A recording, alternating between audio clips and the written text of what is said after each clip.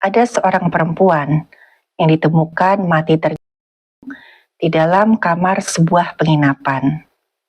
Suami korban kemudian membuka ponsel si korban ini. Di situ dia menemukan ada beberapa pesan mesra antara korban dan seorang laki-laki yang ditemui oleh korban ini dari media sosial.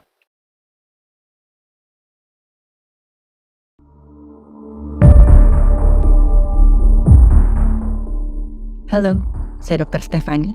Saya seorang dokter spesialis forensik dan saya melihat apa yang tidak semua orang lihat.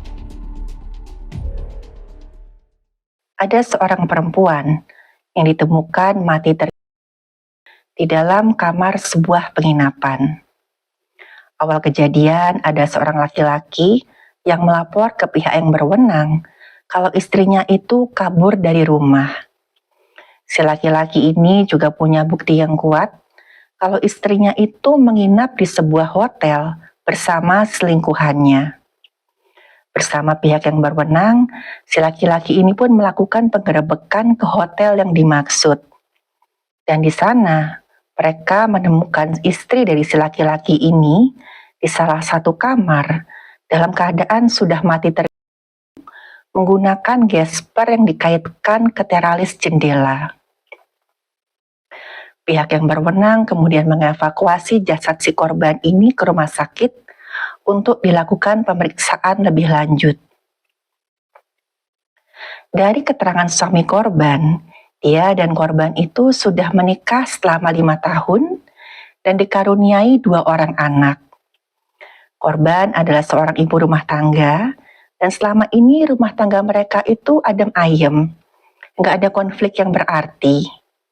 Tapi ya setahun terakhir ini, sikap korban mulai berubah. Korban banyak melamun dan sering kayak menyembunyikan sesuatu. Korban juga seolah-olah kayak jaga jarak sama keluarganya. Korban memang masih tetap melakukan pekerjaan rumah tangga, tapi kelihatan sekali kok dia tuh melakukan dengan terpaksa. Karena curiga dan khawatir, suami korban kemudian membuka ponsel si korban ini. Di situ dia menemukan ada beberapa pesan mesra antara korban dan seorang laki-laki yang ditemui oleh korban ini dari media sosial. Ketahuan juga kalau korban dan si laki-laki ini sering bertemu diam-diam. Padahal saat itu baik si korban maupun laki-laki selingkuhannya itu masing-masing sudah menikah. Suami korban kemudian mengadukan ini ke orang tua masing-masing, ya orang tua dari si korban dan juga dari suaminya. Dan akhirnya si istri ini pun disidang. Dan anehnya pada saat disidang, korban ini malah terang-terangan bilang kalau dia sangat mencintai selingkuhannya. Dan korban berkata dia ingin berpisah dengan suaminya untuk bisa menikah dengan selingkuhannya. Ya ini tentu aja ditentang mentah-mentah oleh keluarga. Karena bagaimanapun mereka kan sudah menikah selama 5 tahun. 5 tahun itu bukan waktu yang singkat loh. Apa nggak mikirkan anak-anak? Masa semua itu mau dibuang demi seorang laki-laki yang baru saja ditemui di media sosial dan laki-laki ini juga sudah berkeluarga. Tapi korban tetap bersikeras dan sempat juga korban bilang, saya lebih baik mati daripada saya nggak bisa bersama dengan orang yang saya cintai. Ya, korban sudah segitu gelap matanya. Karena pertemuan dengan keluarga tadi tidak membawa titik terang. Dengan sangat terpaksa, suami korban membawa korban pulang ke rumah. Selama beberapa hari korban di rumah, tuh suasana rumah betul-betul ya gak menyenangkan. Sikap korban dingin, entah kepada suami dan juga sama anak-anaknya. Sampai suatu hari, korban bilang, kalau korban ini mau tinggal di rumah orang tuanya untuk sementara waktu. Ya supaya keadaan tenang dan gak memicu konflik lagi, suami korban pun mengizinkan. Ya otomatis setelah beberapa hari kemudian, suami korban harus membagi waktu antara pekerjaan dan mengurus anak-anak mereka. Dan ketika dia mau mengecek tentang keadaan istrinya, suami korban menghubungi mertuanya. Tapi mertuanya heran, kok si suaminya ini nyari korban di rumah mereka. Korban itu nggak pernah loh datang ke sini. Dan akhirnya suami korban pun meretas ponselnya korban, dan dari situ suami korban tahu kalau korban memang janjian dengan laki-laki selingkuhannya, mereka akan menginap di sebuah hotel.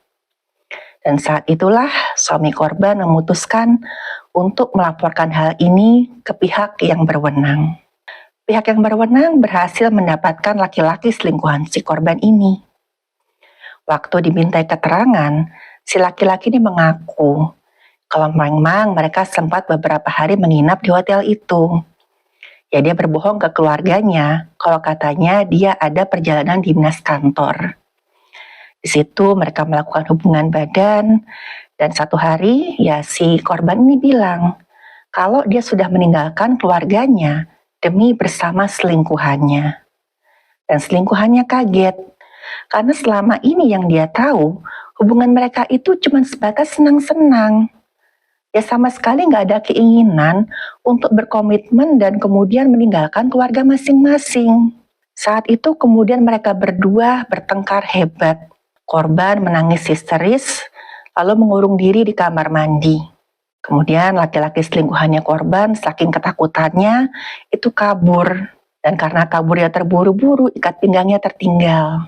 Dan ikat pinggang itu yang diduga digunakan oleh korban untuk dari pihak keluarganya korban bersikeras agar korban diotopsi. Apalagi dari pihak suaminya korban. Karena suaminya korban ingin mendapatkan bukti perselingkuhan mereka berdua. Dari hasil pemeriksaan yang didapatkan korban ini memang didapatkan adanya tanda mati lemas yang nyata sekali. Bibirnya kebiruan, kukunya kebiruan, dan juga di bagian leher itu terdapat ada luka lecet, dan luka lecetnya itu seperti cakaran kuku. Ya, hal ini cukup umum ditemukan pada korban karena pada saat ya korban itu masih dalam keadaan sadar, seringkali muncul naluri untuk mempertahankan hidupnya. Korban biasanya akan mencoba untuk memutuskan tali yang atau pengikat lain yang melingkari lehernya. Pada saat diperiksa luka di bagian leher, memang didapatkan adanya luka lecet tekan yang melingkari leher. Tapi yang ganjil, ada 2 luka lecet tekan yang melingkari leher. Satu mengarah ke atas dan sesuai dengan kasus, dan satu mendatar. Dan yang mendatar ini pola lukanya sesuai dengan kasus jerat. Pada saat dilakukan pemeriksaan dalam, didapatkan tulang lehernya korban ini sampai patah. Dan sebab kematian korban adalah kekerasan tumpul pada leher yang menyebabkan tersumbatnya jalan nafas sehingga mengakibatkan mati lemas atau asfiksia. Dan kalau dilihat dari luka di leher korban, pola lukanya sesuai dengan ya luka dan jerat. Pihak yang berwenang kemudian menanyai beberapa saksi, dan setelah melakukan penyidikan lebih lanjut, diketahui apa yang sebenarnya terjadi. Jadi malam itu setelah menginap beberapa hari dengan selingkuhannya, korban berkata kalau dia siap kabur bersama selingkuhannya. Karena dia sudah benar-benar cinta mati dengan selingkuhannya. Dan sesuai keterangan ya dari selingkuhannya tadi, selingkuhannya kaget. Karena selama ini kan hubungan mereka cuma senang-senang. Dia sama sekali nggak ada niat untuk meninggalkan keluarganya. Perselingkuhan mereka tuh cuma sekedar selingan. Yang mendengar ini korban mengamuk. Sampai korban ngancam akan memberitahu perselingkuhan mereka ke keluarga selingkuhannya. Pada saat itu selingkuhan korban gelap mata dan menggunakan ya gesper yang ada di celananya, itu dia copot, lalu ia gunakan untuk menjerat lehernya korban. Setelah korban mulai lemas, selingkuhannya korban ini mencoba ya mengatur TKP sedemikian rupa sehingga seolah-olah korban ini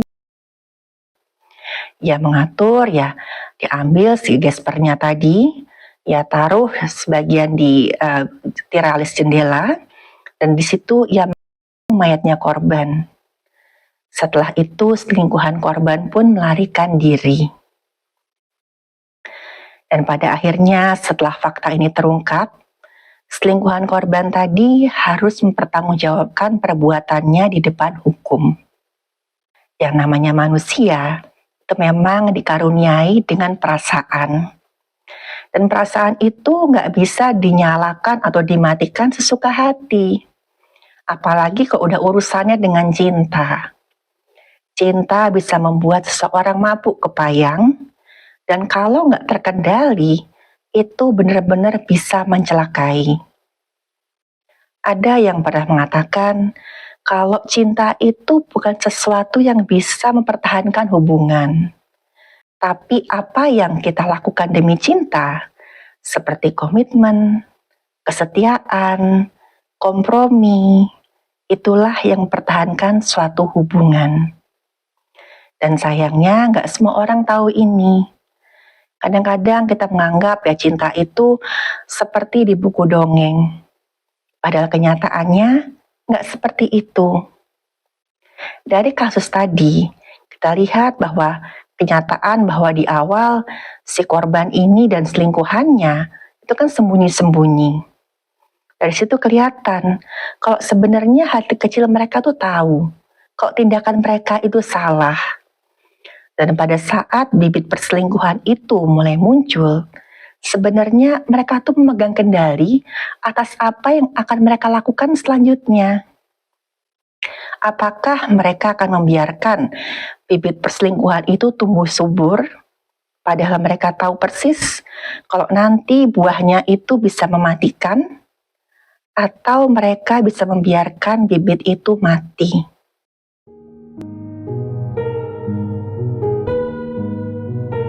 Terima kasih buat yang sudah menyimak cerita saya. Silahkan like, share, dan subscribe.